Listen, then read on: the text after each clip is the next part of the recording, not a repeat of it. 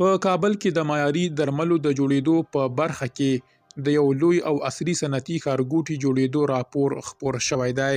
بلخوا د عطا خیریه بنسټ د مشر د فریب او درغلیو په اړه د افغان واکمنۍ د یو وزیر تازه جدي څرګندونې.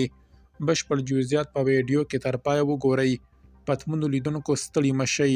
د عطا خیریه بنسټ په اړه د افغان وزیر څرګندونې لرو، خو پیل په کابل کې پر یو لوی صنعتي ښارګوټي کوو.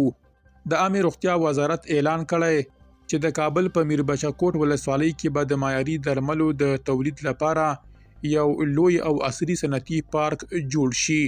د وزارت د معلوماتو له مخې دغه ورهانیز ښارګوټی به پر څه باندې 1000 جریبه ځمکه جوړیږي چې د کابل د اراضي ریاست اړوند وه او په رسمي ډول عامې روغتیا وزارت ته سپارل شوې ده. سرچینې وایي د یاد صنعتي پارک له جوړېدو سره به د هیواد په دننه کې د درملو تولید زیات شي، د وارداتي درملو اړتیا به رالږه شي او ګڼ شمېر خلکو ته به د کار زمینه برابره شي. تمه ده چې دغه پروژه به د درملو د کیفیت د ښه والي او د روغتیایي سکتور د پیاوړتیا لپاره مهم رول ولوبوي. د افغانستان د عدلیې وزیر په تازه څرګندونو کې د عطا خیریه بنسټ د مشر او مسؤل په اړه جدي نیوکې کړې دي. وزیر ویلي چې د یاد بنسټ مشر له خپلو ادعاو سره سم عمل نه دی کړی او د کار په برخه کې یې یوازې یو محدود فعالیت ترسره کړی دی. د وزیر په وینا نوموړی د ژړا او مظاهرو له لارې هڅه کوي خپل موقف ثابت کړي، خو عملی کار یې خورا محدود دی.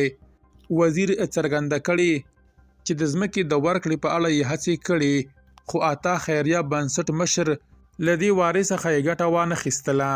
نوموړي وزیر وویل ما ځمکه ورکوله، خو عطا انکار وکړ او ویل چې نه پر خپلو پیسو یې اخلم.